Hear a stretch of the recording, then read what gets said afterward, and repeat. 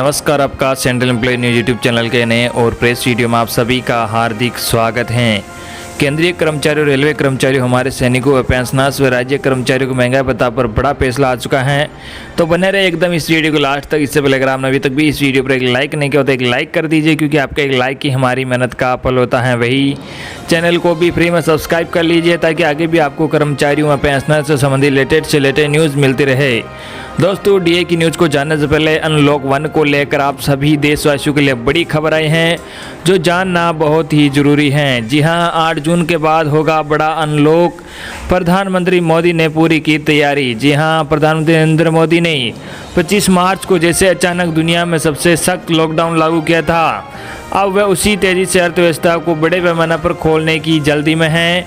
4 चरण के 17 दिन वाले लॉकडाउन के बाद प्रधानमंत्री अब बिना कोई समय बर्बाद किए अर्थव्यवस्था को वापस तेजी से दौड़ाना चाहते हैं। इसकी झलक मोदी की इस बात से मिलती है कि अनलॉक 1 में अर्थव्यवस्था का बड़ा हिस्सा खोला जा चुका है। दूसरा बड़ा अनलॉक 8 जून के बाद होगा। प्रधानमंत्री इस बारे में बिल्कुल स्पष्ट हैं कि देश को शाश्वत लॉकडाउन में नहीं रखा जा सकता है, बल्कि उसे तो तेजी से आगे बढ़ने की जरूरत है। प्रधानमंत्री ने देश में लॉकडाउन लागू करने के पक्ष में जोरदार वकालत की है, तथा लगातार ये कहा जा रहा है कि इससे हमें जिन नतीजों की उम्मीद थी वह देश में दिखे हैं। CII के वर्चुअल कार्यक्रम को संबोधित करते हुए उन्होंने कहा कि कोरोना ने चाहे हमारी अर्थव्यवस्था धीमी कर दी है, परंतु हम लॉकडाउन को बहुत पीछे छोड़ गए आए हैं और हम अनलॉक दौर में पहुंच गए हैं। स्वास्थ्य मंत्रालय विशेषज्ञों की सलाह को किनारे कर प्रधानमंत्री बिल्कुल नई यात्रा पर निकल पड़े हैं। अगली बड़ी खबर, खुशखबरी, बिना वैक्सीन के ही खत्म होगा कोरोना। डॉक्टर्स का दावा, दुनिया में कोरोना का कहर बढ़ता जा रहा है। कोरोना संक्रमित मरीजों की संख्या 62,78,606 हो गई हैं, जबकि अब तक 3,74,158 लोगों की मौत हो चुकी है। इन सब के बीच एक राहत भरी खबर आई है। इटली के टॉप डॉक्टर्स ने दावा किया है कि कोरोना वायरस धीरे धीरे अपनी क्षमता खो रहा है और अब उतना जानलेवा नहीं रह गया है। डॉक्टरों का कहना है कि कोरोना वायरस अब कमजोर पड़ रहा है। जोनोआ के सेंट मार्टिन अस्पताल में संक्रामक रोग प्रमुख डॉक्टर मेट्रो बोसेटी ने ये जानकारी न्यूज एजेंसी को दी है। डॉक्टर मेटेओ ने कहा, कोरोना वायरस अब कमज़ोर हो रहा है। इस वायरस में अब वैश्विक क्षमता नहीं रही है जैसी 2 महीने पहले थी। स्पष्ट रूप से इस समय की कोविड-19 बीमारी अलग है। लोम्बार्डी के सैन राफेल अस्पताल के प्रमुख अल्बर्टो जांग्रिलो ने RI-TV को बताया कि वास्तव में वायरस क्लिनिकली रूप से अब इटली में मौजूद नहीं है। पिछले 10 दिनों में लिए गए स्वैब सैंपल से पता चलता है कि 1 या 2 महीने पहले की तुलना में अब इनमें वायरस लोड की मात्रा बहुत कम है। हालांकि विशेषज्ञों का कहना है कि अभी भी कोरोना वायरस से डरने की जरूरत है। वायरस अभी पूरी तरह से खत्म नहीं हुआ है, इसलिए सोशल डिस्टेंसिंग और सावधानी बरतना आवश्यक है। इससे पहले अमेरिका से भी कोरोना के कमजोर पड़ने की खबर सामने आई थी। एरिजोना में वैज्ञानिकों ने कोरोना के SARS-CoV-2 वायरस में ऐसे अनूठे म्यूटेशन, बदलाव और जेनेटिक पैटर्न्स का पता लगाया है जो 17 साल पहले सोर्स वायरस के संक्रमण के समय देखा गया था। ये म्यूटेशन वायरस मोटिन के बड़े हिस्से यानी इसके जेनेटिक मटेरियल अपने आप गायब हो जाना पाया था। उस दौरान पाया गया था कि कोरोना वायरस सैंपल की जांच में पाया गया कि वायरस के जेनेटिक मटेरियल का एक हिस्सा गायब था। वैज्ञानिक उत्साह इसलिए हैं क्योंकि सोर्स के वायरस में जब ये गायब होने वाला पैटर्न दिखा था तो उसके 5 महीनों के दौरान इस संक्रमण का खात्मा हो गया था। इसलिए वैज्ञानिक जानते हैं कि कोरोना वायरस का यह संकेत इसकी कमजोरी का कारण बन सकता है। किसी स्थान या वातावरण या अन्य कारणों से किसी वायरस की जेनेटिक संरचना में कोई होने वाले बदलाव को म्यूटेशन कहते हैं। रिसर्च के दौरान शोधकर्ता ने मैथमेटिकल नेटवर्क एल्गोरिथम की मदद से वायरस की संरचना का अध्ययन करते हैं। एरिजोना स्टेट यूनिवर्सिटी के वैज्ञानिक जब 382 सैंपलों का अध्ययन कर रहे थे तो एक वायरस सैंपल में उन्हें 81 लेटर्स गायब मिले। इस शोध के प्रमुख डॉक्टर इब्राहिम लीम ने बताया कि यह कुछ ऐसा है जो हमने 17 साल पहले 2003 में सार्स वायरस के संक्रमण के दौरान देखा था। उसमें भी जब वायरस कमजोर पड़ रहा था तो उसकी प्रोटीन संरचना के बड़े हिस्से गायब होने लगे थे। शोधकर्ता डॉक्टर लिम कहते हैं कि कोरोना वायरस का यह कमजोर रूप इसलिए अच्छा है क्योंकि इससे समय के साथ वायरस की क्षमता कम होने का पता चलता है। कमज़ोर वायरस वैक्सीन बनाने की दिशा में भी बहुत उपयोगी साबित हो सकते हैं। वर्तमान में ऑक्सफोर्ड में जो कोरोना का वैक्सीन बनाया जा रहा है उसमें चिंपैंजी के कमज़ोर वायरस का इस्तेमाल हो रहा है। चीन के वुहान शहर से शुरू हुए कोरोना के संक्रमण से इटली बुरी तरह से प्रभावित देशों में शामिल है। इटली दुनिया का तीसरा देश है जहां कोरोना से सबसे अधिक 33,415 लोगों की मौत हुई है, जबकि यहां कोरोना शिकार मरीजों की संख्या 2,32,997 है। दुनिया भर के 195 से अधिक देश कोरोना के संक्रमण से प्रभावित हैं। अब तक 62,78,000 से अधिक लोग कोरोना का शिकार हो चुके हैं, जबकि 3,74,000 से अधिक लोगों की मौत हो चुकी है। हालांकि राहत की बात है कि अब तक 28,52,761 लोग कोरोना को हरा भी चुके हैं।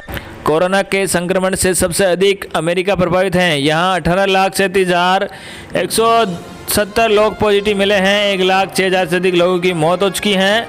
अगली बड़ी खबर, आधार पर 2018 में दिए गए फैसले को लेकर 9 जून को समीक्षा करेगा सुप्रीम कोर्ट। जी हां, आधार की वैधता बरकरार रखने के सितंबर 2018 के अपने फैसले के खिलाफ दायर समीक्षा याचिका पर सुप्रीम कोर्ट की 5 सदस्यीय संवैधानिक पीठ 9 जून को सुनवाई करेगी। चीफ जस्टिस एस बोबडे की अध्यक्षता में समीक्षा याचिका पर फैसला किया जाएगा।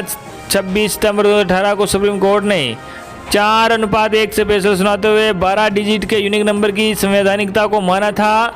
कोर्ट ने कहा था कि सामाजिक कल्याणकारी योजनाओं को पाने के लिए इसे जरूरी किया जा सकता है, लेकिन मोबाइल या इंटरनेट कनेक्शन या बैंक अकाउंट खुलवाने के लिए आधार को बाध्यकारी नहीं किया जा सकता है। सबसे पहले आधार योजना को सुप्रीम कोर्ट ने साल 2012 में निजता के अधिकार और संवैधानिक समर्थन न होने से लेकर चुनौती दी गई थी। बाद में संसद में आधार एक्ट 2016 में लाया गया और इसमें आवश्यक तौर पर कानूनी समर्थन दिया गया। हालांकि आधार के खिलाफ कोर्ट में चुनौती दी गई है। इसे मनी बिल के तौर पर पास किया गया और राज्यसभा में झूठ बोला गया। संविधान के आर्टिकल 110 के मुताबिक मनी बिल वह होता है जिसमें टैक्सेशन के प्रावधानों, सरकार की तरफ से ऋण लेने जैसी चीज़ें होती हैं। मनी बिल एक बार जो लोकसभा में लाया जाता है और साधारण बहुमत से पास कर लिया जाता है तो फिर उसे राज्यसभा में उनकी सिफारिश के लिए भेज दिया जाता है। मनी बिल को लेकर राज्यसभा की सिफारिश लोकसभा के ऊपर बाध्यकारी नहीं है, वो चाहे तो खारिज कर सकता है। वर्तमान सरकार जिसे राज्यसभा में बहुमत नहीं है उसने एक से ज़्यादा मौके पर विवादास्पद कानून को पास करने के लिए मनी बिल का सहारा लिया है। जब आधार की सुनवाई में संवैधानिक सवाल आया कि क्या संविधान के अंदर निजता का अधिकार मौलिक अधिकार है या नहीं, तो 9 सदस्यीय सुप्रीम कोर्ट की पीठ ने इस मुद्दे को सुना और एक राय से अगस्त 2017 में यह फैसला दिया कि संविधान के आर्टिकल 21 के अंतर्गत निजता मौलिक अधिकार है। अगली बड़ी खबर, केंद्रीय कर्मचारी पेंशन बोर्ड के लिए जरूरी खबर। जी हां, डीए का भुगतान संबंधी याचिका पर कोर्ट ने दिया फैसला। केंद्रीय कर्मचारी और पेंशन भोगियों के लिए जरूरी खबर है। महंगाई भत्ते में इजाफे पर पिछले दिनों केंद्र सरकार ने रोक लगा दी थी। सरकार के इस निर्णय को दिल्ली हाई कोर्ट में चुनौती दी गई। इसमें डीए के भुगतान पर लगी रोक को खारिज करने की मांग की गई थी। हाई कोर्ट ने इस पर अपना फैसला सुना दिया है। आदेश के अनुसार कोर्ट ने इस याचिका को खारिज कर दिया है। इससे देश के लाखों केंद्रीय कर्मचारी पेंशन भोगियों को एक बार फिर से निराशा आने लगी है। दिल्ली उच्च न्यायालय ने केंद्र सरकार के कर्मचारी और पेंशन भोगियों के साथ साथ सरकारी कर्मचारी और पेंशन भोगियों के लिए बढ़ा हुआ महंगाई भत्ता डीए जारी करने के लिए केंद्र को निर्देश देने की याचिका खारिज कर दी है। केंद्र सरकार ने गत जनवरी 2020 में केंद्रीय कर्मचारियों के लिए महंगाई भत्ते में बढ़ोतरी का आदेश दिया था, लेकिन मार्च में कोरोना संकट के चलते घोषित किए गए देशव्यापी लॉकडाउन के बाद इस डीए के भुगतान पर रोक लगा दी गई थी। यह रोक जून 2021 तक के लिए लगाई हुई है। याचिका में इस तरह की अधिसूचना को वापस लेने की भी मांग की गई थी। कोर्ट ने आदेश में यह कहा, जी हां, कोर्ट ने यह कहते हुए याचिका खारिज कर दी कि महंगाई भत्ते में हुए इजाफे की राशि को जारी करने की समय सीमा को लेकर कोई कानून नहीं है। ऐसे में केंद्र सरकार को किसी भी नियम के तहत इस मामले में कोई आदेश नहीं दिया जा सकता है। लिहाजा केंद्रीय कर्मचारी को डीए में हुए इजाफे के भुगतान पर रोक के खिलाफ दायर याचिका निरस्त कर दी गई है। आदेश में इस याचिका को खारिज करते हुए अदालत ने कहा कि केंद्र सरकार पर कानून में कोई बाध्यता नहीं थी कि वह समयबद्ध तरीके से महंगाई भत्ते में वृद्धि को रोकती। उस न्यायालय के आदेश में कहा गया है कि उपरोक्त उल्लेखित ऑल इंडिया सर्विसेज महंगाई भत्ता नियम के 3 केंद्र सरकार के अधिकारियों द्वारा जिन शर्तों के अधीन महंगाई भत्ता भुगतान किया जा सकता है उसे रखने के लिए केंद्र सरकार को ही अधिकार देता है। अगली बड़ी खबर, महंगाई भत्ता फ्रीज करने पर रेल कर्मचारियों में रोष। जी हां, all India railway federation ARF के आह्वान पर 8 जून को पूरा रेल में नॉर्दर्न रेलवे मेंस यूनियन के नेतृत्व में राष्ट्रव्यापी विरोध दिवस मनाया जाएगा। इसके लिए रेलवे के अलग अलग मंडलों और स्टेशनों पर शनिवार को भी जागरूकता अभियान चलाए गए हैं। इस दौरान यूनियन से जुड़े समस्त रेल कर्मचारी व सभी शाखाओं ने मिलकर 8 जून को काला फीता बांधकर विरोध दर्ज कराने की अपील की है। उत्तर रेलवे आलमबाग स्थित कारखाना मंडल ने मंडल मंत्री अरुण गोपाल मिश्रा ने यह जानकारी दी है। वही ANI रेलवे मजदूर यूनियन नरमू ने भी विरोध दिवस से पहले जागरूकता अभियान जारी रखा है और लोको शाखा के कर्मचारियों ने डीजल लॉबी 4 बाग के सामने सोशल डिस्टेंसिंग का ख्याल रखते हुए मास्क लगाकर विरोध प्रदर्शन के 8 जून को भी सामूहिक रूप से विरोध जताने की बात कही है। तो ये थी आज की बड़ी खबर। आई होप कि आपको आज की हमारी जानकारी पसंद आएगी। धन्यवाद।